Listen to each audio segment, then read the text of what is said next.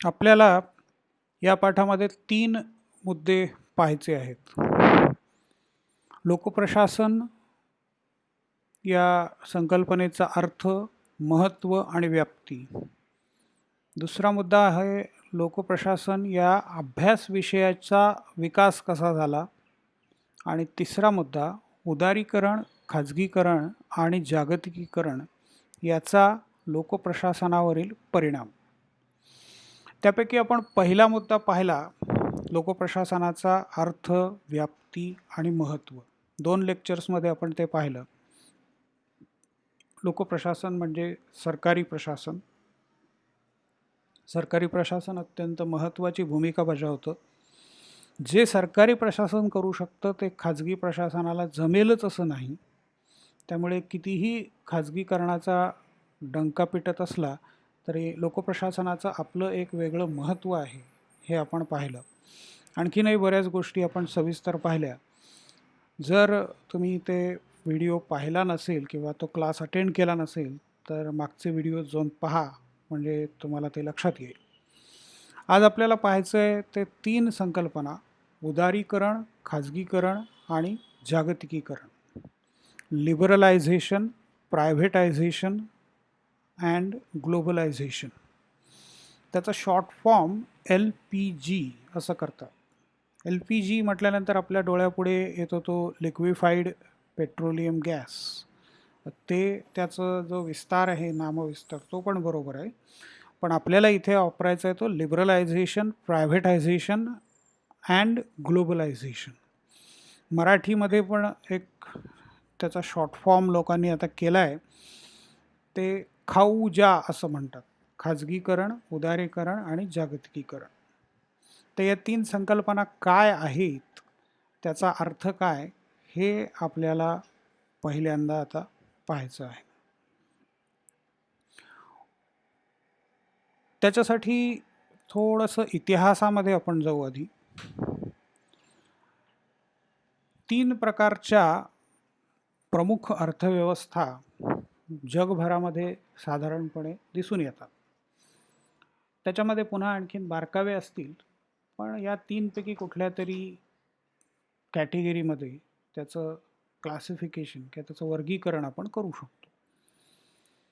सरकार नियंत्रित अर्थव्यवस्था, दुसरी मिश्र अर्थव्यवस्था आणि तिसरी मुक्त अर्थव्यवस्था. सरकार नियंत्रित अर्थव्यवस्था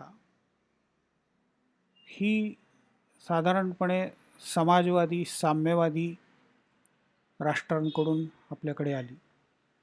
मुक्त अर्थव्यवस्था ही अमेरिका, पश्चिम युरोप यांच्याकडून जगभर पसरली. आणि मिश्र अर्थव्यवस्था हे भारतामध्ये स्वातंत्र्य मिळाल्यानंतर नेहरू सरकारने या संकल्पनेचा मोठ्या प्रमाणावर विकास केला. एक एक संकल्पना आपण बघूया. मुक्त अर्थव्यवस्था. मुक्त, फ्री, त्यामुळेच त्याला free market economy, liberal economy असे पण शब्द आहे. बाजारपेठेवर आधारित व्यवस्था, जिथे भांडवलशाहीचं प्रभुत्व असतं अशी व्यवस्था. अशी व्यवस्था साधारणपणे आपल्याला कुठे दिसते, तर अमेरिका, कॅनडा, त्याच्यानंतर पश्चिम युरोपमधले सगळे देश आणि आता जगभरात बहुतेक सगळे देश हे मुक्त अर्थव्यवस्थेच्या वाटेने जायला लागलेले दिसत आहेत. 1917मध्ये रशियामध्ये साम्यवादी क्रांती झाली आणि मग निम्म जग हे साम्यवादाकडे झुकलं आणि अर्ध जग साम्यवादी आणि अर्ध भांडवलवादी, अर्ध रशियाच्या मागे आणि अर्ध अमेरिकेच्या मागे, आणि दोघांच्या मध्ये मग 45 वर्ष जवळपास शीतयुद्ध चालू राहिलं. तर मुक्त अर्थव्यवस्था, त्याचं मुख्य मुद्दा त्याच्यातला असा आहे, अहस्तक्षेपाचं धोरण, पॉलिसी ऑफ नॉन इंटरफिअरन्स. अहस्तक्षेप हस्तक्षेप करायचा नाही. कुणी करायचा नाही? सरकारने करायचा नाही. कशामध्ये करायचा नाही? आर्थिक बाबतींमध्ये करायचा नाही. त्याला फ्रेंच शब्द आहे, म्हणजे फ्रान्समध्येच हा शब्द पहिल्यांदा पुढे आला, लेझे फेअर पॉलिसी. काही व्यापारी फ्रान्सच्या राजाला भेटायला गेले होते. 16व्या-17व्या शतकातला तो मुद्दा आहे. राजाने त्यांना विचारलं की तुम्हाला काय हवं आहे माझ्याकडून? तर व्यापारी म्हणाले, आम्हाला काही नको, आम्हाला आमच्या हवाल्यावरती सोडून द्या, एवढंच तुमच्याकडून आम्हाला हवं आहे. आमच्या कामामध्ये हस्तक्षेप करू नका, म्हणजे मग आमचं आम्ही कसं मॅनेज करायचं ते करतो. मुक्त अर्थव्यवस्था याचा मुख्य अर्थ सरकारचा हस्तक्षेप नको आहे. सरकारच्या हस्तक्षेपामुळे बरीच बंधनं येतात, फायदा कमी होतो, नफ्याचं प्रमाण कमी होतं, जाचक असतात ती बंधनं. त्यामुळे आर्थिक व्यवहार करायला पूर्ण स्वातंत्र्य हवं, हे मुक्त अर्थव्यवस्था त्याचा पुरस्कार करणाऱ्यांचं म्हणणं आहे. आता हे लेझे फेअर याला आणखीन काय काय शब्द आहेत? फ्री एंटरप्राइज म्हणजे मुक्त उद्योग, मग मार्केट इकॉनॉमी बाजारपेठेची व्यवस्था, प्रायव्हेट एंटरप्राइज खाजगी उद्योग. तर खाजगी उद्योग, बाजारपेठेची अर्थव्यवस्था आणि मुक्त अर्थव्यवस्था असे साधारणपणे याचे वेगवेगळे अर्थ आहेत. हे वेगवेगळे शब्द इथे वापरले जातात. आता ही कंपॅरिझन इथे केलेली दिसते, त्याच्यावरून तुम्हाला बरंच स्पष्ट होईल फ्री मार्केट इकॉनॉमी म्हणजे काय आणि कमांड इकॉनॉमी म्हणजे काय. बाजारपेठेची अर्थव्यवस्था किंवा मुक्त अर्थव्यवस्था म्हणजे काय आणि शासन नियंत्रित म्हणजे कमांड इकॉनॉमी म्हणजे काय. आता मुक्त अर्थव्यवस्थेमध्ये संपत्तीची मालकी, कारखान्यांची मालकी किंवा उत्पादन साधनांची मालकी, firms are owned by private sector, ही सगळी मालकी खाजगी क्षेत्राकडे असते. ह्याच्या उलट सरकारी किंवा सरकार नियंत्रित अर्थव्यवस्थेमध्ये सर्व मालकी सरकारची असते. खाजगी उद्योगांची मालकी, उद्योगांचे जे जागा, यंत्रणा, भांडवल जे काय असेल ते सगळं सरकारच्या मालकीचं असतं. तुम्ही सरकारी कारखान्यामध्ये काम करायला जाऊ शकता, कारखान्याची ओनरशिप तुमची असत नाही. आता इन्सेंटिव्स, काम करायला प्रेरणा त्याला म्हणतात. तर मुक्त अर्थव्यवस्थेमध्ये नफा ही काम करण्याची मुख्य प्रेरणा असते. मुक्त अर्थव्यवस्थेमध्ये माणसं काम करतात त्याचं कारण त्यांना नफा दिलेला आहे, नफा मिळणार आहे. एडमंड बर्क नावाचा एक ब्रिटिश विचारवंत होता 18व्या शतकातला. तर त्यांनी सांगितलेला एक किस्सा आहे की उदाहरणार्थ शेतीचे 2 पट्टे आहेत स्वतंत्र वेगवेगळे. त्यापैकी एका मालकाला असं सांगितलं की तुला हवं ते तिथे पिकवू शकतो आणि ते नंतर बाजारपेठेमध्ये नेऊन तुला हव्या त्या दराने विकू शकतो. तुझ्यावर कुठलंही बंधन असणार नाही, कुठलेही नियम असणार नाही. जे असेल ते तुझ्या मालकीचं असेल, तुला करायचं असेल तर कर, फायदा झाला तर तुझा, नुकसान झालं तरी तुझंच. आता हा माणूस पूर्ण तन मन धन अर्पून काम करेल, कारण का तर त्याला जितकं जास्त उत्पादन मिळेल तितका फायदा मिळणार आहे. मग तो शास्त्रीय संशोधनाच्या पण मागे लागेल. कुठे कोणी शास्त्रज्ञ काही नवीन प्रयोग करताना दिसत असेल तर तिथे जाऊन मग बियाणं नव्या प्रकारचं घेऊन येईल. जंतुनाशकं मिळतील तर ते बघेल. शक्यतो सर्व प्रयत्न करून उत्पादन वाढवण्याचा तो प्रयत्न करेल. हे जर दुसरं उदाहरण आहे की दुसऱ्या पट्ट्यातल्या कामगाराला सांगितलं, माणसाला सांगितलं आहे, कुटुंबाला सांगितलं आहे की ही जमीन तुमची नाही आहे, तुमच्या मालकीची नाही आहे, हे तुम्हाला काम करायचं इथे, सकाळी एक सही करायची, संध्याकाळी एक सही करायची आणि महिन्याचे 30 दिवस भरले की तुम्हाला पगार मिळेल.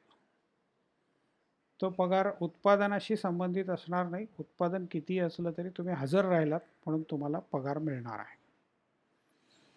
नफा झाला तर तो सरकारचा असेल, जास्त उत्पादन झालं तर, आणि त्याच्यात तुम्हाला जास्त वाटा मिळणार नाही. अशा अटी असतील तर काम माणसं सहसा करणार नाहीत. त्यांच्या एक लक्षात येईल की आपण जास्त काम केलं तरी आपला पगार तेवढाच राहणार आहे, मग जास्त काम कशाला करा.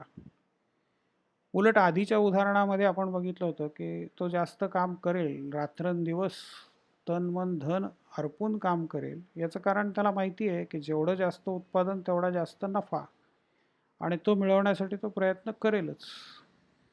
तर इथे फ्री मार्केट इकॉनॉमी याच्यामध्ये इन्सेंटिव्ज आहेत. आता बर्गच्या उदाहरणामध्ये आणखीन बघा काय आहे. समजा एखाद्या खाजगी म्हणजे शेत आहे आणि त्या शेतावरती काही मजूर ठेवलेले आहेत, ते काम चालू आहे व्यवस्थित. पहिल्या वर्षी उत्पादन चांगलं येतं, नफा चांगला मिळतो, मालक कामगारांना थोडासा पगार वाढवून पण देतो. दुसऱ्या वर्षी बाजारपेठेमध्ये एकूणच मंदी येते आणि मग सरकार सगळी अर्थव्यवस्था ताब्यात घेतं, नियंत्रणात घेतं आणि मग सांगतं की किमती नियंत्रित केल्या जातील, त्याच्यानंतर मजुरी पण किमान वेतन निश्चित करावं लागेल, असे सगळे नियम येतात. आता मंदी चालूच आहे, उत्पादन यांनी केलं, पण थोडंसं दुष्काळी स्थिती असल्यामुळे उत्पादन कमी झालं, परंतु कामगारांचा पगार याला कमी करता येत नाही आहे. मग तो कर्जबाजारी झाला, म्हणजे त्यांनी गुंतवणूक केली, ते पैसे परतावा त्याला मिळाला पाहिजे, तो मिळालाच नाही आहे, उलट नुकसान झालं. म्हणजे विक्री जास्त होऊ शकली नाही, उत्पादन जास्त होऊ शकलं नाही, आणि पगार मात्र कामगारांना आहे तेवढाच द्यावा लागणार आहे. तर त्याला मग कर्ज काढून पगार द्यावा लागतो. पुढच्या वर्षीचं उत्पन्न घेण्यासाठी बी बियाणं घ्यायचं किंवा आणखीन काही करायचं, तर त्याच्यासाठी त्याच्याकडे पैसे नाहीत, तो आणखीन परत कर्ज घेतो, आणखीन एखाद दुसरं वर्ष तो असं चालवतो. पण तो पूर्ण कर्जबाजारी झाल्यानंतर असा विचार करतो की आपण आता हे प्रॉफिटेबल नाही आहे, तर ही जमीन विकावी आणि इथून दुसरं काहीतरी व्यवसायामध्ये शिरावं. तो जमीन विकतो आणि त्याच्यानंतर मग तिथे काम करणारे जे शेतकरी आहेत त्यांना काहीच काम उरत नाही. म्हणजे हेच जर मालकावरती सोडून दिलं असतं, कदाचित त्यांनी वेगळे प्रयत्न केले असते, कदाचित दुसरी कुठली तरी बाजारपेठ शोधली असती, बाजारपेठेमध्ये त्याला भाव मिळाला असता, काही संशोधन त्यांनी केलं असतं आणि थोडं कमी पगार कामगारांना 1-2 वर्ष त्यांनी दिला असता, परंतु कामगारांना काम चालू राहिलं असतं. आता अर्थात हे एका बाजूनी दिलेलं उदाहरण आहे. हा विषय असा आहे की इथे दोन्ही बाजूनी पाहिजे तेवढी उदाहरणं तुम्हाला देता येतील. तुमचा विचार काय हे इथे जास्त महत्त्वाचं आहे. तुमचा विश्वास कशावर, सरकार नियंत्रित अर्थव्यवस्थेवर का खाजगी अर्थव्यवस्थेवर, तुमचा मूळ विचार काय ह्याच्यावरती जास्त अवलंबून आहेत गोष्टी.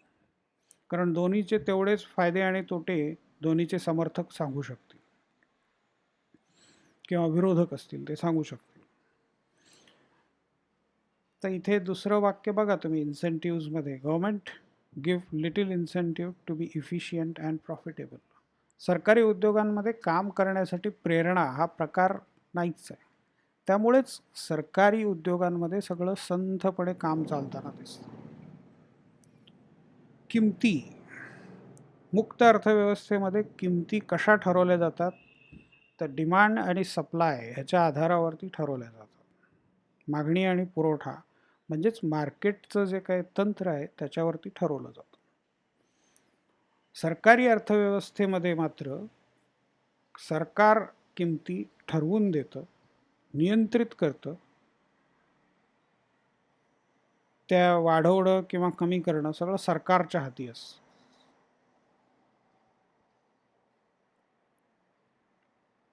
इफिशियन्सी म्हणजे कार्यक्षमता वाढवण्याच्या दृष्टीने incentives for firms to be efficient and cut costs. Government owned firms have less incentives to be efficient. मगाशी आपण ज्याची चर्चा केली तोच मुद्दा आहे की खाजगी उद्योगांना इन्सेंटिव्स खूप असतात, उद्दिष्ट खूप आहेत की ही गाठायची आहेत, त्याच्यामुळे कमीत कमी खर्चामध्ये जास्तीत जास्त काम, चांगल्यात चांगलं काम करणं हे खाजगी उद्योग सतत प्रयत्न करत राहतात. सरकारी उद्योगांना असा कुठलाही इन्सेंटिव्ह नाही.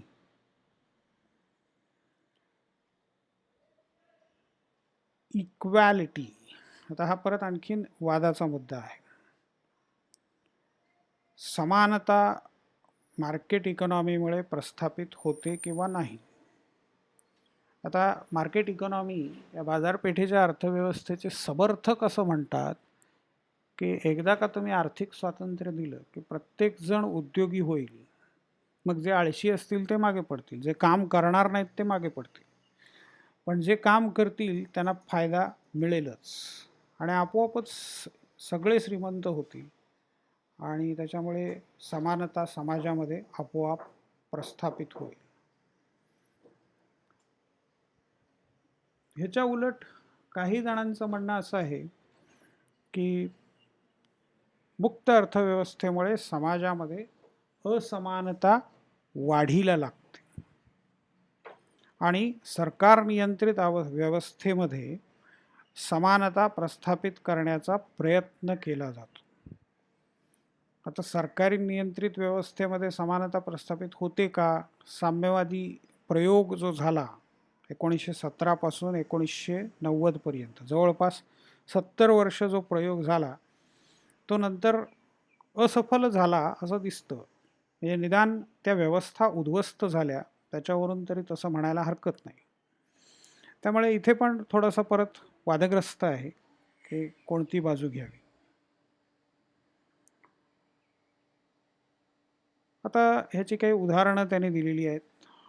हाँगकाँग, सिंगापूर हे अगदी मर्यादित सरकारी हस्तक्षेप असलेली दोन क्षेत्र आहेत. ह्याच्या विरुद्ध सोव्हिएट युनियन, चायना, क्युबा, आता यापैकी सोव्हिएट युनियन हे संपलं पण चीन आणि क्युबा अजूनही सरकार नियंत्रित आहेत. पण दोन्ही ठिकाणी आता बंधनं बरीचशी काढून टाकलेली दिसत आहे. आता दोन्हीमधले प्रॉब्लेम्स काय आहेत? तर प्रॉब्लेम्स, मुक्त अर्थव्यवस्थेमध्ये असमानता हा भाग येतोच. मुक्त अर्थव्यवस्थेमध्ये एखाद्या उद्योगाला नुकसान झालं तर त्याचा वाली कोणीही असत नाही. म्हणजे जो टिकणार, जो टिकून राहील तो टिकून राहील, नाही त्याला कोणीही विचारणार नाही. सर्व्हायवल ऑफ द फिटेस्ट असा निसर्गाचा नियम आहे.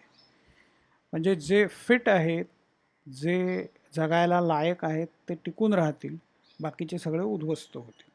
डायनोसॉर्स नावाचा प्रकार होता, तर हे डायनोसॉर आज तुम्हाला दिसत नाही, त्यांचे फक्त अवशेष कुठेतरी सापडले, त्याच्यावरून ते किती मोठे होते याचा अंदाज आपण बांधला आणि पिक्चर्स वगैरे काढले. तर हे डायनोसॉर नष्ट का झाले? तर ते जुळवून घेऊ शकले नाहीत परिस्थितीला, सर्व्हाइव्ह होऊ शकले नाहीत. तर डार्विनचा मोठा सिद्धांत आहे सर्व्हायवल ऑफ द फिटेस्ट. जे फिट असतील ते सर्व्हाइव्ह होतील, नसतील ते नष्ट होतील, त्यांना कोणीही आधार देणार नाही. हा मार्केट इकॉनॉमीचा सगळ्यात मोठा तोटा आहे. आणि मार्केट इकॉनॉमीमध्ये सुरुवातीला असं आहे की सगळ्यांना स्वातंत्र्य आहे, सगळे खुले आहेत, पण हळूहळू तिथे पण मक्तेदारी सुरू होते. मोठे मासे आणि छोटे मासे असा प्रकार सुरू होतो आणि मग मोठे मासे छोट्या माशांना गिळंकृत करायला लागतात. अमेरिकेचं सॉफ्टवेअरचं क्षेत्र बघा, अनेक छोट्या छोट्या कंपन्या होत्या, सगळ्या आयदर मायक्रोसॉफ्ट किंवा गुगल किंवा फेसबुक या सगळ्यांनी विकत घेऊन टाकले. हॉटमेल ही छोटी कंपनी होती. नेटस्केप किंवा नेटस्कोप ही नेटस्केप आहे नॅव्हिगेटर, पहिला ब्राउझर जगातला. तर तो पण हळूहळू मोठ्या कंपन्यांनी विकत घेतला आणि आज मग तिथे गुगल किंवा फेसबुक किंवा मायक्रोसॉफ्ट यांची एक प्रकारे मोनोपॉली तुम्हाला दिसते, मक्तेदारी दिसते. ही त्यांनी स्पर्धेतून मिळवलेली मक्तेदारी आहे. व्हॉट्सॲप नावाचं एक छोटंसं ॲप विकसित होत गेलं. ते इतकं पॉप्युलर झालं की ते फेसबुकला पण चॅलेंज करायला लागलं. फेसबुकने ते विकतच घेऊन टाकलं. म्हणजे कॉम्पिटिशनचा प्रश्नच राहिला नाही. इंस्टाग्राम तसाच प्रकार आहे. म्हणजे छोटे मासे आणि मोठे मासे, मोठे मासे छोट्या माश्यांना खाऊन टाकतात. हा इथला प्रॉब्लेम आहे. आता सरकार नियंत्रित अर्थव्यवस्थेमध्ये काय होतं तर इनइफिशियन्सी, अकार्यक्षमता, ते ब्युरोक्रॅटिक असतात. म्हणजे सगळं कागदोपत्री सरकारी क्लार्कवरती सगळं अवलंबून राहतं. म्हणजे एकदा का क्लार्कच्या हातामध्ये फाईल गेली, रेड टेपिझम असं म्हणतात. सरकारी फाईल्सना अशी एक पद्धत आहे की एक लाल फीत असते, 2 पुठ्ठे असतात, त्याच्यामध्ये कागद ठेवतात आणि दोन्ही पुठ्ठ्यांवरती एक लाल फीत बांधून टाकतात. तर त्याला लाल फीत शाही असं म्हणतात. लाल फितीमध्ये कागद अडकले की ते पुढे सरकत नाहीत. ते पुढे सरकणं खूप कठीण असतं. मग त्याच्यावर वजन ठेवावं लागतं. तर वजन म्हणजे काय त्याचा अर्थ तुम्हाला माहिती आहे. तर तिथे हे सगळे असे ब्युरोक्रसीचे, नोकरशाहीचे प्रश्न उभे राहतात. प्रत्येक गोष्टीची कमतरता असते. कुठल्याही सरकारी दवाखान्यात जाऊन बघा, तुम्हाला सांगतील की हे औषध मिळत नाही, बाहेरून आणा. किंवा मग काही गोष्टी खूप मोठ्या प्रमाणावर विनाकारण उत्पादन करून ठेवतात की ज्याची काही गरज नाही आहे, ते पण वाया जातं. तर तिथे काम करायला फारसं स्वातंत्र्य नाही, फारसा वाव नाही. म्हणजे मग राजकीय हस्तक्षेप येतो, प्रशासकीय दबाव येतात, हेवेदावे येतात. तर हे सगळे मार्केट इकॉनॉमी आणि सरकार नियंत्रित अर्थव्यवस्था यांचे फायदे आणि तोटे आहेत. मार्केट इकॉनॉमी आपण पाहिलं की ती अमेरिकेकडनं, पश्चिम युरोपकडनं मुख्यतः आली. शासन नियंत्रित अर्थव्यवस्था ही संकल्पना पहिल्यांदा कुठून पुढे आली असेल तर ती कार्ल मार्क्सच्या विचारातून पुढे आली. कार्ल मार्क्सने मांडलेला शास्त्रीय समाजवाद हा विचार लेनिन नावाचा जो रशियाचा नेता होता त्याने प्रत्यक्षात आणला. 1917मध्ये रशियामध्ये साम्यवादी क्रांती घडवून आणली. हा मॅप जो दिसतोय तो रशियाचा मॅप आहे. सोव्हिएट युनियन म्हणजे आजचा रशिया ह्याच्यापेक्षा थोडा छोटा आहे, कारण त्यातले आता जवळजवळ 14 रिपब्लिक्स वेगळे झाले. तरी पण रशिया आजही सगळ्यात जगात सगळ्यात मोठा असा आकाराने मोठा असा देश आहे. तर हा रशिया इथे पहिल्यांदा शासन नियंत्रित अर्थव्यवस्था आधुनिक काळातली ही राबवली गेली. त्यांच्यामध्ये काय काय वैशिष्ट्ये असतात. सेंट्रल प्लॅन्ड इकॉनॉमी, ते प्लॅनिंग केलं जातं. म्हणजे मॉस्कोमध्ये बसून संपूर्ण रशिया संबंधाचं नियोजन केलं जातं. किती लोकसंख्या आहे, मग इतक्या लोकसंख्येला किती कापड लागेल दर वर्षाला, मग तेवढ्याच कापड गिरण्या काढायच्या, मग त्या वेगवेगळ्या ठिकाणामध्ये काढायच्या. मग प्रत्येक कापड गिरणी हे ठराविक दर्जाचं, ठराविक रंगाचं कापड, कारण समानता पण हवी आहे, सगळ्यांनी समान वापरलं पाहिजे. तर ते प्रत्येक कारखाना हा समान दर्जाचं कापड तयार करेल. म्हणजे एका शहरामध्ये गेलात तर तुम्हाला विविधता काही दिसणार नाही कपड्यांमध्ये. तागाच्या तागा, आपल्याकडे मालगुडी डेज वगैरे सिरीज होत्या, त्याच्यामध्ये असं दाखवायचे की फॅमिलीसाठी एक मोठा तागा विकत आणायचा, कारण तो स्वस्त पडतो आणि मग सगळ्यांनी एकाच रंगाचे कपडे घालायचे. तर सोव्हिएट युनियनमध्ये अशी अवस्था होती की संपूर्ण शहरच्या शहर किंवा एरिया एकच कपडा वापरायचा, कारण एकाच प्रकारचं कापड तयार व्हायचं. तुम्हाला साबणांच्या मध्ये असं दिसतं, आपल्याला व्हरायटीज मार्केटमध्ये गेलात तर 50 प्रकारची अंघोळीची साबणं तुम्हाला दिसतील किंवा तसेच कॉस्मेटिक्स सगळे. तर तिथे ते फारसं मिळणारच नाही. ते एक साबण मिळेल, एक साबण म्हणजे एकाच प्रकारचा असेल, तो संपूर्ण रशियाने तोच वापरायचा. तर ownership of industry by government, मगाशी जे सांगितलं ते थोडंसं रिपीट होतं. प्राईस कंट्रोल्स म्हणजे किमतीचं नियंत्रण. ओनरशिप ऑफ इंडस्ट्री पहिला पॉईंट आपण पाहिला तो म्हणजे सरकार सगळ्या उद्योगांचा मालक असतो, किमती नियंत्रित करतो. त्याच्यानंतर मग पंचवार्षिक योजना असतात. ते पंचवार्षिक योजना आपल्याकडे पण आहेत, ते आपण रशियाकडूनच घेतल्या.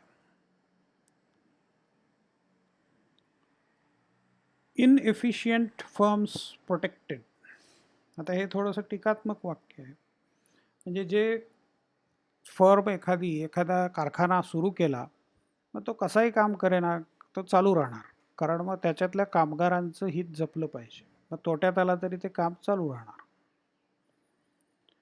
मग अशा अवस्थेमध्ये इनोव्हेशन म्हणजे नवीन काहीतरी शोधणं, अमेरिकेमध्ये मोठ्या प्रमाणावर नवीन संशोधन झालेलं दिसतं, कारण तिथे स्वातंत्र्य आहे. तुम्हाला जे हवं ते करा तुम्ही. इंटरनेट हळूहळू पब्लिकसाठी खुलं केलं. लष्कराच्या ताब्यात होतं ते सामान्य माणसांसाठी खुलं केलं आणि तुम्हाला जसं वापरायचं तसं वापरा. आता जेफ बेझॉस नावाचा एक ग्रस्त होता. त्याला असं वाटलं की पुस्तकं आपण ऑनलाईन विकावीत. त्याच्याकडे पुस्तकांचा साठा होता आणि मग त्यांनी घरामध्ये कॉम्प्युटर आणि पसारा सगळा, नेटवर्किंग वगैरे, पूर्वीचं थोडं बोजड इक्विपमेंट होतं, आजच्यासारखं सोफिस्टिकेटेड नव्हतं. पूर्वीचं म्हणजे 90च्या दशकामधलं, फार लांबचं नाही, कारण आता बदल खूप झपाट्याने झाले आहेत. तर जेफ बेझॉसनी घरामध्ये उद्योग सुरू केला. ॲमेझॉन नावाचं त्याचं आत्मचरित्र आहे, त्याच्यामध्ये त्यांनी हे सगळं मांडलं आहे. घरातल्याने त्याला सांगितलं की हे पसारा कटकट इथे नाही करायची, तो बाहेर गॅरेजमध्ये जा. तर कारच्या गॅरेजमध्ये कोपऱ्यात एका तो त्याचा पसारा मांडून बसला. ऑनलाईन उद्योगांचं हेच असतं की त्याला फार मोठं एस्टॅब्लिशमेंट लागत नाही, कॉम्प्युटर असला की पुरे. त्याने गॅरेजमधून काम सुरू केलं. तो लिस्ट द्यायचा, लोक लिस्ट बघायचे आणि क्लिक करायचे, याला कळायचं आणि हा मग लोकांना घरी नेऊन द्यायचा पुस्तक. आणि मग लोक बँकेमध्ये ट्रान्सफर करायचे किंवा कॅश द्यायचे. हा पसारा इतका वाढत गेला की आज ॲमेझॉन ही जगातली सगळ्यात मोठी कंपनी झाली आहे. जेफ बेझॉस एकेकाळी जगातला सगळ्यात श्रीमंत माणूस या पदापर्यंत जाऊन परत थोडासा खाली आला. खालीवर जरी असलं तरी पहिल्या 10-15मध्येच तो असतो. ॲमेझॉनवर आज फक्त पुस्तकं नाही, जवळपास सगळ्याच गोष्टी मिळत आहेत. आता ॲमेझॉन काय आहे हे माहीत नाही असं तुम्ही मला नका सांगू. तर प्रत्येकजण आपल्यापैकी एकदा तरी ॲमेझॉनवर जाऊन आलेला असतो. नसेल गेलं तर जाऊन पहा.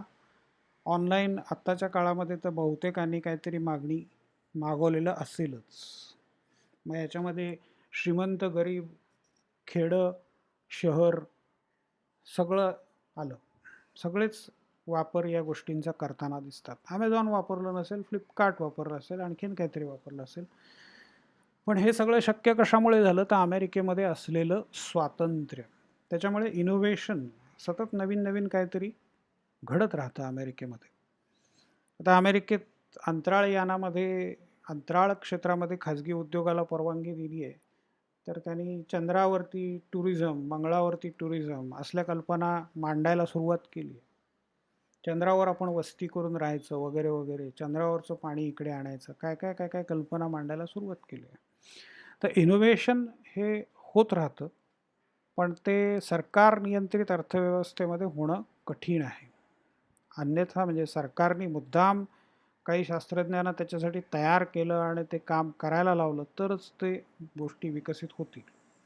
आता रशिया आणि चीनच्या त्या वेळच्या सरकारांनी मुद्दाम काही प्रयत्न केले म्हणून लष्करी तंत्रज्ञान त्यांचं विकसित झालं, अणु तंत्रज्ञान त्यांचं विकसित झालं, पण अमेरिकेसारखं सर्वच क्षेत्रामध्ये सुधारणा तुम्हाला दिसत नाही. जर सरकारने मनावर घेतलं तर ते करू शकतं. रशियामध्ये, चीनमध्ये खेळांच्या बाबतीमध्ये सुद्धा त्यांनी ठरवून जाणीवपूर्वक प्रयत्न करून प्रगती करून दाखवली. पण ती सरकारची इच्छा होती, प्रशासन उभं राहिलं म्हणून. लोकांनी स्वतंत्रपणे काही केलं असं दिसत नाही आहे. तर इथे हे दोन मुद्दे मागचे आपण पाहिलेच होते की नोकरशाहीचा त्रास आहे आणि स्वातंत्र्य मिळत नाही. आता तिसरी अर्थव्यवस्था बघायची आहे ते म्हणजे मिश्र अर्थव्यवस्था. मिश्र अर्थव्यवस्था ही मुख्यतः भारताचे पहिले पंतप्रधान जवाहरलाल नेहरू यांना त्याचं श्रेय जातं. त्यांनी ती व्यवस्था बरीच विकसित केली भारतासाठी तरी. भारताने अमेरिकेसारखी व्यवस्था स्वीकारावी खुली का रशियासारखं सरकार नियंत्रित व्यवस्था खुली करावी? अमेरिकेसारखी व्यवस्था त्यांना नको होती, कारण त्याच्यामध्ये गरिबांचा वाली कोणी राहत नाही आणि भारतात गरिबांची संख्या मोठी होती. भारतामध्ये अमेरिकेइतके बलाढ्य भांडवलदार त्यावेळेला तर नव्हतेच. म्हणजे मग ही जबाबदारी उचलणारं कोणी नाही आहे, तर ती व्यवस्था सगळी कोसळून जाईल जर सगळं खाजगी उद्योगांवर सोडलं तर. हे त्यांची तेवढी ताकद नव्हती खाजगी उद्योगांची. मग सगळंच सरकारच्या ताब्यात घ्यावं, सरकार नियंत्रित करावं, म्हणजे समानता प्रस्थापित होईल. नेहरूंवरती साम्यवादाचा, समाजवादाचा, रशियाचा, विशेषतः लेनिन वगैरे नेत्यांचा सगळ्यांचाच प्रभाव होता. नेहरू 1927च्या दरम्यान रशियाला भेट पण देऊन आले होते, पण जाऊन आल्यानंतर त्यांचं मत असं बदललं की समानता तिथे आहे हे बरोबर आहे, पण स्वातंत्र्याची गळचेपी करून समानता प्रस्थापित केली जाते आणि हे आपल्याला नको आहे. आपल्याला स्वातंत्र्य पण राखलं पाहिजे. म्हणून मग त्यांनी एक तडजोड केली, एक नवीन व्यवस्था मांडली की मूलभूत उद्योग, ज्याला इन्फ्रास्ट्रक्चर इंडस्ट्रीज असं म्हणतात, जे उद्योगांना मदत होईल अशा गोष्टी त्याचं उत्पादन करतात, उद्योगांना पूरक अशा व्यवस्था उभ्या करतात, त्याला म्हणायचं मूलभूत उद्योग. मग याच्यामध्ये रस्ते बांधणी, वीज निर्मिती, कोळशाचं उत्पादन म्हणजे कोळसा खाणी, सर्वच खाणकाम व्यवसाय थोडक्यात, किंवा लोखंडाचं उत्पादन, लोखंड सगळीकडे लागणारी गोष्ट आहे, किंवा पाणी पुरवठा, मोठी मोठी धरणं बांधणं. तर हे जे काही पेट्रोलियमचं क्षेत्र, ऑइल रिफायनरीज म्हणजे तेलाचं उत्खनन करायचं, तेलाचं शुद्धीकरण करायचं आणि मग तेलाचं वेगवेगळ्या प्रॉडक्ट्समध्ये रूपांतर करायचं. तेल एकच प्रकारचं असतं, क्रूड ऑइल ज्याला म्हणतात, आणि तेच मग त्याचंच पेट्रोल, डिझेल, रॉकेल किंवा LPG तुमचा, तर त्याच्यापासून बनवला जातो. किंवा मग वेगवेगळे जे गाड्यांमध्ये घालण्यासाठी वगैरे लागणारे ऑइल्स असतात, तर ते एका क्रूड ऑइलपासून वेगवेगळे बनवलेले प्रॉडक्ट्स आहेत. वेगवेगळ्या प्रकारच्या जेलीज असतील, तर हे क्रूड ऑइलपासून बनवलं जातं.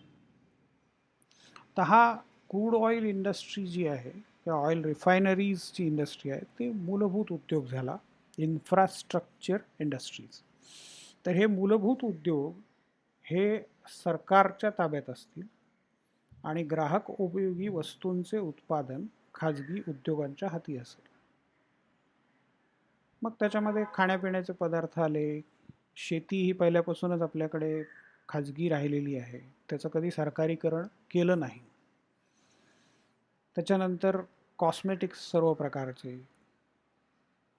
ह्या ज्या सगळ्या गोष्टी आहेत ह्या सगळ्या खाजगी उद्योगांसाठी खुल्या असतील, पण अर्थात त्याच्यावरती नियंत्रण असेल.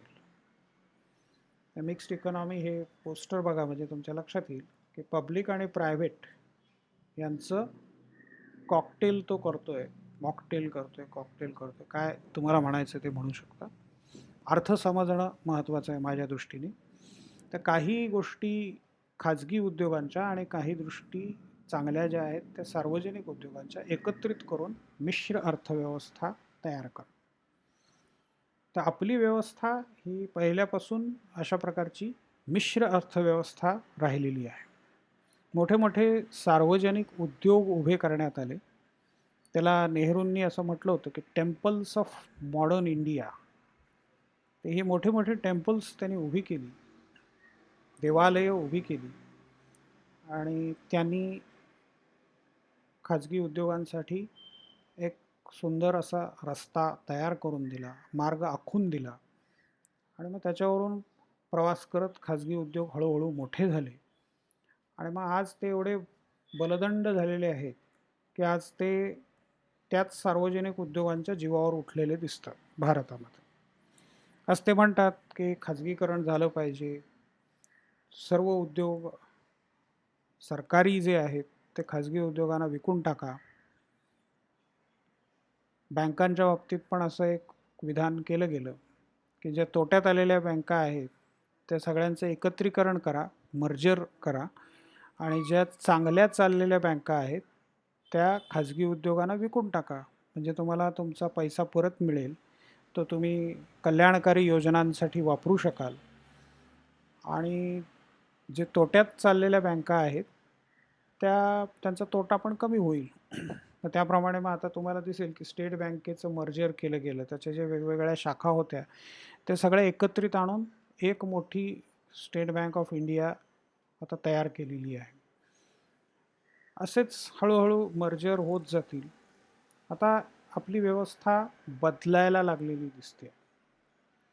आता हे पोस्टर मगाचं एडमंड बर्गचं मी तुम्हाला त्याने उदाहरण दिलं की तो खाजगी व्यवस्थेचं समर्थन करतो, त्या संबंधाने त्याचं उदाहरण मी तुम्हाला दिलं होतं. एडमंड बर्ग असाही स्वतंत्रपणे तुम्ही त्याचं वाचन थोडंसं करा, त्याचे कोटेशन्स वगैरे बघा. Rudeness is the weak man's imitation of strength. सहजपणे मोठे मोठे गोष्टी सांगून जाणारा हा विचारवंत. ह्याच्यानंतरचा हा जो फोटो दिसतोय इथे, थॉमस एल फ्रीडमन. जी आता बदलती अर्थव्यवस्था आहे, सगळीकडे जगामध्ये आता बदलतं वारं वाहायला लागलेलं आहे, बदलांचं वारं वाहायला लागलं आहे. ते 90 सालापासून वाहत होतं. तर साधारणपणे तेव्हापासून या सगळ्याचं समर्थन करणारा विचारवंत तर थॉमस एल फ्रीडमन पत्रकार आहे. न्यूयॉर्क टाइम्समध्ये आजही त्याचे कॉलम्स असतात. न्यूयॉर्क टाइम्स सबस्क्राईब करून बघा तुम्ही. निदान एखाद्या महिन्यासाठी जेवढं फ्री आहे तेवढं करून बघायचं. आणि हल्ली ते जास्त काळ थोडंसं कोरोना क्रायसिसमुळे देतात, तर तुम्ही थोडंसं वाचून पहा. वेगवेगळे विषय तो हाताळतो. तर त्यांनी पण हे बदलांचं समर्थन केलेलं आहे. मिक्स्ड इकॉनॉमी किंवा सरकार नियंत्रित अर्थव्यवस्थेकडून सगळं जग आता कुणीकडे चाललं आहे, तर ते फ्री मार्केट इकॉनॉमीकडे चाललं, ग्लोबलायझेशनकडे चाललेलं दिसतं. आता या संदर्भातली याची 2 पुस्तकं, the Lexus and the olive tree. Lexus हे कार बनवणारा उद्योग आहे, त्याचं नाव आहे. लेक्सस हे ब्रँडचं नाव आहे कारच्या आणि लक्झरी ब्रँड आहे. अनेक वेगवेगळ्या प्रकारची मॉडेल्स आहेत त्याची, पण तो लक्झरी ब्रँड. आणि जास्तीत जास्त मेकॅनायझेशन, जास्तीत जास्त ऑटोमेटेड गोष्टी करणं, चांगल्या चांगल्या फॅसिलिटी देणं, हे लेक्ससवाले बघत राहतात. तर लेक्सस कशाचा सिम्बॉल आहे? आधुनिक तंत्रज्ञानाचा सिम्बॉल आहे. आणि ऑलिव्ह ट्री, आपलं जसं वडाचं पिंपळाचं झाड असतं तसं मध्य पूर्वेमध्ये ऑलिव्हचं झाड आहे. प्रचंड मोठं असं पसारा असलेलं, जाड बुंधा असलेलं असं ऑलिव्हचं झाड. तर हे शांततेचं प्रतीक मानलं जातं ऑलिव्ह. पण ते यांनी जे प्रतीक मानलं आहे ते म्हणजे जुन्या संस्कृतीचं, जुन्या विचारांचं, जुन्या व्यवस्थेचं प्रतीक. तर तो असं म्हणतो की सध्या 2 प्रवाह आहेत, एक लेक्ससचा प्रवाह आणि एक ऑलिव्ह ट्रीचा प्रवाह. आधुनिक तंत्रज्ञान स्वीकारायचं खाजगीकरण करायचं, जगातल्या सगळ्या देशातून भांडवल घ्यायचं, सगळ्या कंपन्यांना आपल्या देशात बोलवायचं, गुंतवणूक, थेट परकीय गुंतवणूक म्हणजे FDI, फॉरेन डायरेक्ट इन्व्हेस्टमेंट असं त्याला म्हणतात. तर FDI स्वीकारायचा, जास्तीत जास्त फायदा करून घ्यायचा. तर हे सगळं एका बाजूला, आणि हा ट्रेंड जो आहे तो सगळ्या जगभर तुम्हाला दिसतो. तर तिकडे गेलं पाहिजे. ऑलिव्ह ट्री म्हणजे मग जुन्या संस्कृतीला धरून राहणं, जुन्या व्यवस्थेला धरून राहणं आणि मग आपापसात झगडत राहणं किंवा दुसऱ्या राष्ट्रांशी त्याच्या आधारावरून झगडत राहणं, हे न करता नव्या तंत्रज्ञानाचा स्वीकार करायचा, आधुनिक व्यवस्थेचा स्वीकार करायचा. आणि तो पुढच्या पुस्तकामध्ये असं म्हणतो की 2000 नंतर पहिल्यांदा प्रकाशित झालं, द वर्ल्ड इज फ्लॅट, म्हणजे जग आता सपाट झालेलं आहे. कनेक्टेड, वेल कनेक्टेड वर्ल्ड, ग्लोबल व्हिलेज असं त्याला म्हणतो आपण. म्हणजे आता ते दूर राहिलेलं नाही आहे, स्फेरिकल राहिलेलं नाही आहे, सगळं समोरासमोर आहे, सगळं जवळ आहे. एकमेकांशी तुम्ही कॉन्टॅक्ट करू शकता, कुठूनही कुठलंही बुकिंग करू शकता. तर हे वर्ल्ड इज फ्लॅटमध्ये तो मांडतो. या माणसाने आणखीन बरंच लिखाण केलं आहे, याचं हे पुस्तकसुद्धा वाचण्यासारखं आहे. तर from Beirut to Jerusalem, Thomas L Friedman. लक्षात ठेवा आणि थोडंसं वाचा याच्याबद्दल. आता आपण परत आपल्या मूळ मुद्द्याकडे येऊ. तर उदारीकरण, खाजगीकरण आणि जागतिकीकरण. आपण एवढं पाहिलं की आता नियंत्रित अर्थव्यवस्था होती, त्याच्याकडून भारतासारख्या देशाने पहिल्यांदा मिश्र अर्थव्यवस्था हा मुद्दा मांडला, आणि आता आपण वाटचाल करतोय ते खुल्या व्यवस्थेकडे. तर उदारीकरण म्हणजे काय? उदारीकरण म्हणजे एखादं क्षेत्र खाजगी आणि सरकारी अशा सर्व क्षेत्रांसाठी खुलं करणं. आता उदाहरणांनी बघू म्हणजे लक्षात घेईल. LIC, life insurance corporation of India, Bharatiya Jeevan विमा निगम. जीवन विम्यामधलं भारतामधलं हे एकमेव कॉर्पोरेशन, ही एकमेव कंपनी होती, सरकारी कंपनी. पॉलिसी काढायची म्हणजे काय, विम्याची पॉलिसी असं म्हणायचंच नाही आपण, LIC पॉलिसी. हे अजूनसुद्धा लोक दुसऱ्या कुठल्या तरी कंपनीची पॉलिसी घेतात, पण म्हणतात काय की माझी LICची पॉलिसी. तर LIC हे नाव एवढ्या प्रचलित झालं याचं कारण एकच कंपनी अस्तित्वात होती विम्याच्या क्षेत्रामध्ये, त्यांची मक्तेदारी होती. दुसऱ्या कुठल्याही कंपनीला विमा व्यवसाय करण्याची परवानगीच नव्हती. तर 90च्या दशकामध्ये हे क्षेत्र खुलं करण्यात आलं. याला म्हणायचं liberalisation of A sector of the economy. म्हणजे अर्थव्यवस्थेचं एखादं क्षेत्र, आता विम्याचं क्षेत्र, ते खुलं करायचं. आज स्थिती काय आहे पुढच्या स्लाईडमध्ये तुम्हाला दिसेल. एवढ्या सगळ्या इन्शुरन्स कंपन्या तुम्हाला आलेल्या दिसतील. म्हणजे टाटा AIG असेल, SBI लाईफ असेल. आता SBI हे सरकारी कंपनी, पण त्यांची विमा कंपनी आहे ती खाजगी आहे.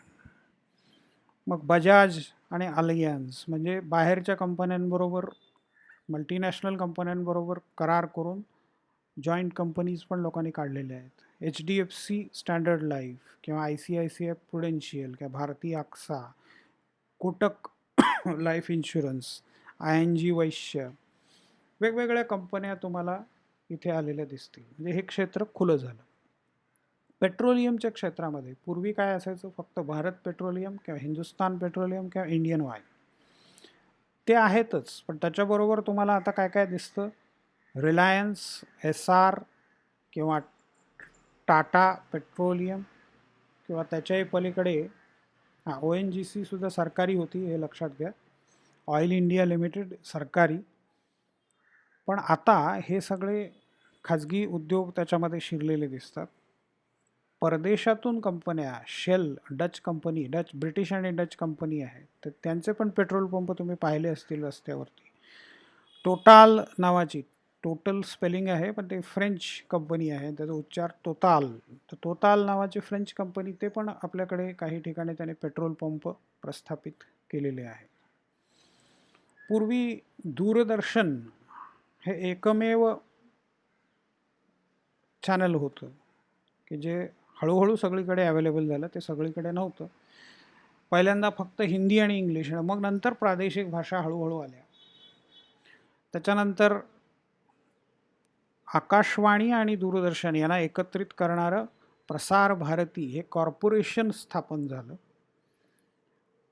आणि आज काय स्थिती आहे तुम्हाला दिसेल की लिस्ट मी अगदी मोजकी लिस्ट काढली आहे. त्यातल्या त्यात म्हणजे 700-800 चॅनल्स तरी तुम्हाला सहज मिळतील. तुम्ही घरामध्ये एक डिश लावून सगळे चॅनल्स ॲक्सेस करू शकता. पैसे जेवढे भराल तेवढे जास्तीत जास्त चॅनल्स तुम्हाला मिळू शकतात. म्हणजे या क्षेत्राचं काय झालं, उदारीकरण.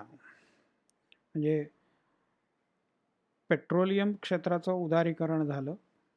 टी व्ही आणि रेडिओचं उदारीकरण झालेलं दिसतं. रेडिओच्या बाबतीमध्ये पण तुम्ही बघा, फक्त आकाशवाणी आता राहिलेलं नाही आहे किंवा विविध भारती फक्त राहिलेलं नाही आहे. तर हे सगळे खाजगी चॅनल्स तुम्हाला दिसतील.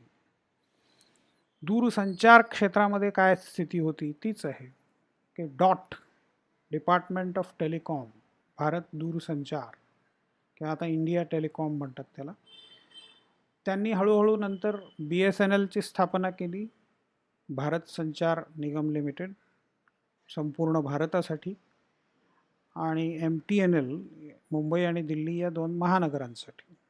हे 3च संस्था संपूर्ण दूरसंचार क्षेत्राचं काम पाहायच्या. पण आज स्थिती काय आहे, एवढे सगळे ह्याच्यापेक्षा जास्त आहेत. यातले काही बुडाले पण आहेत, काही नव्याने वर आलेले आहेत, काही वाढत आहेत, काही अडचणीत आहेत. पण MTNL पण अस्तित्वात आहे, BSNL पण आहे, पण त्याच्या बरोबरीने आता एवढ्या सगळ्या खाजगी कंपन्या पण आलेल्या दिसतात. तर भारतामध्ये साधारणपणे 1984-85 पासून, त्याच्याही आधीपासून थोडंसं म्हणता येईल, हळूहळू खाजगीकरणाला, उदारीकरणाला सुरुवात झाली. हा जो मधला काळ आहे 90 ते 2004, ह्याच्यामध्ये मोठे बदल भारतामध्ये झाले. इथे 90 ते 2004 मधले 5 पंतप्रधान तुम्हाला दिसत आहेत. सगळ्यात बाजूला आहेत ते, डाव्या बाजूला तुमच्या देवेगौडा, जे पांढऱ्या ड्रेसमध्ये खांद्यावर शाल दिसते आहे. तर हे 1989 मध्ये पहिल्यांदा पंतप्रधान झाले. त्यांच्यानंतर काही काळासाठी चंद्रशेखर पंतप्रधान झाले. तर हे क्रम जो आहे तो तुम्ही सावकाश नंतर पाहू शकता. तो एक होमवर्क म्हणून तुम्ही करू शकता. पण साधारणपणे 10 नोव्हेंबर 1990 पासून 22 मे 2004 पर्यंत हे 5 पंतप्रधान होऊन गेले. आणि त्यांच्यानंतर 2004 नंतर 2 टर्मसाठी मनमोहन सिंग, आणि नंतर अर्थातच तुम्हाला माहिती आहे की सध्याचं सरकार म्हणजे मोदी सरकार. तर हे सगळे पंतप्रधान आणि हे सगळे नेते या सगळ्यांनी मिळून साधारणपणे 90 सालापासून खाजगीकरण, उदारीकरण या गोष्टींना प्रोत्साहन दिलं, जागतिकीकरणाला प्रोत्साहन दिलं. आज आपण पाहिलं ते म्हणजे खाजगीकरण म्हणजे काय, उदारीकरण म्हणजे काय, जागतिकीकरण म्हणजे काय, याची काही उदाहरणं आणखीन आपण बघू आणि याचा परिणाम काय काय झाला त्या लेक्चरमध्ये बघूया. तर खाजगीकरण, उदारीकरण आणि जागतिकीकरण याचा प्रशासनावर काय काय परिणाम झाला. पहिली गोष्ट झाली ते म्हणजे नव्या महामंडळांची स्थापना झाली. प्रसार भारती मगाशी उदाहरण आपण पाहिलं. त्याच्यानंतर BSNL, MTNL अशी वेगवेगळी महामंडळं अस्तित्वात आली. खाते आणि महामंडळ यातला फरक आपण आणखीन सविस्तर पाहणार आहोत. पण खातं हे सरकारी खातं असतं. रेल्वे हे सरकारी खातं आहे. तर कोकण रेल्वे महामंडळ आहे. ST हे महामंडळ आहे. इंडियन एअरलाइन्स हे महामंडळ, एअर इंडिया हे महामंडळ. अर्थ खातं आहे, पण अर्थ खात्याचा एक भाग म्हणून LIC लाईफ इन्शुरन्स कॉर्पोरेशन हे महामंडळ यांना कायद्याने स्वतंत्र व्यक्तिमत्व असतं. हे स्वतः बाजारातून पैसे उभे करू शकतात. हे स्वतःच्या रिक्रुटमेंट पॉलिसीज ठरवू शकतात. हे स्वतःची रोजच्या कामकाजाची पद्धती ठरवू शकतात, धोरणं ठरवू शकतात. तर यांना बरीच कामामध्ये स्वायत्तता असते. मुख्यतः हे स्वतःच्या पैशांसाठी बजेटवर अवलंबून नसतात. म्हणजे लोकसभेत बजेट मंजूर झालं तरच पैसे मिळतील असं नसतं. हे बाजारातून पैसे पण घेऊ शकतात. म्हणजे अगदी MTNL, BSNL, मारुती उद्योग या सगळ्यांचे शेअर्स बाजारात असलेले तुम्हाला दिसतील. तर हे आपण फरक नव्याने पाहणारच आहोत. पण खाजगीकरण, उदारीकरण आणि जागतिकीकरणाचा पहिला काय परिणाम झाला असेल तर महामंडळांची स्थापना झाली. जी महामंडळं आधीपासून अस्तित्वात होती ती अधिक कार्यक्षम झाली. आता उदाहरण घ्यायचं झालं तर LICचं उदाहरण उत्तम उदाहरण म्हणून घेता येईल. LIC म्हणजे सुरुवातीला कसं होतं की मोठ्या रजिस्टरमध्ये सगळ्या नोंदी करायच्या. प्रत्येक शाखेमध्ये एक रजिस्टर्स असतील आणि ते तिथेच शाखेपुरतं सगळं रेकॉर्ड असेल. म्हणजे तुम्ही नंबर्स दिलेले असायचे शाखेला, तर 2 नंबर शाखेचं जर तुम्ही सदस्यत्व घेतलं असेल तर तुमची पॉलिसी भरण्यासाठी तुम्हाला केव्हाही परत त्याच शाखेमध्ये तिथेच जावं लागेल, त्याच गावात जावं लागेल. दुसरीकडून तो व्यवहार सहसा करता येणार नाही. म्हणजे आयदर तुमचा एजंट असेल त्याला फोन करा, पण एजंटला त्या शाखेत जाऊनच काम करावं लागेल. हळूहळू मग LICचं संगणकीकरण झालं. म्हणजे कागदी सगळे रजिस्टर्स होते ते बाजूला पडले. सगळं कॉम्प्युटर्सवरती घेतला डेटा. कॉम्प्युटर प्रशिक्षण सगळ्या कर्मचाऱ्यांना दिलं. त्याच्यानंतर सगळे शाखांमधले कॉम्प्युटर्स एकमेकांशी जोडले, म्हणजे नेटवर्किंग केलं. म्हणजे मग आता कुठलंही रेकॉर्ड कुठल्याही शाखेमध्ये उपलब्ध व्हायला लागलं. पण ते अजूनही गोष्टी सगळ्या संथ होत्या. जुने डॉस बेस्ड असे सॉफ्टवेअर होती, पण ते पण हळूहळू बदलत गेलं. आणि आता ही सगळी माहिती, म्हणजे जेवढी ग्राहकाला गरज आहे तेवढी सगळी ग्राहक उपयोगी माहिती ऑनलाईन त्यांनी अवेलेबल केली. आणि त्याच्याही पुढचा टप्पा गाठला म्हणजे ऑनलाईन ट्रान्झॅक्शन्स, म्हणजे ऑनलाईन व्यवहार. आता ग्राहक घरात बसल्या बसल्या हे सगळे व्यवहार LICचे करू शकतो. माझा स्वतःचा अनुभव असा आहे की मी कित्येक वर्ष कुठल्या एजंटला भेटलो नाही किंवा कुठल्या LIC ऑफिसमध्ये गेलेलो नाही. घरात बसून EMI किंवा त्याचा जो काही प्रीमियम, पॉलिसी प्रीमियम असतो तो भरतो. आणि मग त्याचे रिटर्न्स जे काही असतात ते पण बँकेमध्ये थेट जमा होतात. त्याच्यासाठी मला कुठे चेक कधी मिळेल, चेकवर साहेबांची सही कधी होईल, हे धडपडत सगळीकडे फिरावं लागत नाही. मी जशा पद्धतीने पेमेंट करतो त्याच पद्धतीने मला रिटर्न्ससुद्धा माझ्या अकाउंटमध्ये मिळतात. रेल्वेने खूप मोठं काम केलेलं दिसतं संगणकीकरणाचं. आरक्षणाचं संगणकीकरण झालं. कुठूनही कुठलंही आरक्षण तुम्ही करू शकता. जगाच्या कुठल्याही कानाकोपऱ्यातून भारतीय रेल्वेचं आरक्षण तुम्ही करू शकता. म्हणजे अमेरिकेतल्या एखाद्या प्रवाशाला पुढच्या 6 महिन्यांनी किंवा पुढच्या 4 महिन्यांनी भारतात कुठून कुठे प्रवास करायचा आहे तर तो तिथे बसून त्याचं रिझर्वेशन अगदी आरामात करू शकतो. रेल्वेची जी सिग्नल यंत्रणा आहे ती मोठ्या प्रमाणावरती त्याचं संगणकीकरण झालेलं दिसतं. त्याच्यामुळे बरेच अपघात वाचल्याच्या बातम्या पण बऱ्याच वेळेला आपण वाचल्या असतील. आयकर विभागाने खूप मोठा फायदा याचा करून घेतला. सर्व व्यवहार त्यांचे जवळपास आता ऑनलाईन झालेले आहेत. जसं LICमध्ये गेलेलं आठवत नाही, तसं बँकेच्या शाखेत जाणं कमी झालं, तसं इन्कम टॅक्स डिपार्टमेंटकडे फिरकल्याचं पण आठवत नाही. सगळं घरात बसून होतं, तर तिथे जायचं आणि रांगा लावायच्या किंवा कुठल्या तरी CAकडे जाऊन उभं राहायचं. तर सगळे कॅल्क्युलेशनसुद्धा तुम्हाला ऑनलाईन मिळतात. म्हणजे फारसं तुम्हाला काही करायचं नाही आहे. तुमचा डेटा आहे तो तुम्हाला माहिती आहे, तो फक्त भरायचा आहे, तो ठराविक जागी टाकायचा आहे, बाकी तुमचं काम झालं. तर आयकर विभागाने खूप मोठ्या सुधारणा स्वतःमध्ये करून घेतल्या. सर्व राष्ट्रीयकृत बँका, सर्व शाखा त्यांच्या आधुनिक झाल्या आणि आता नवीन नियम असा आहे की 100% संगणकीकरण झालेली शाखा असेल, कॉम्प्युटरायझेशन झालेली नवीन शाखा जी असेल ती. पण एकूणच काय झालं आहे तर सार्वजनिक क्षेत्राचं महत्त्व कमी होत चाललं आहे.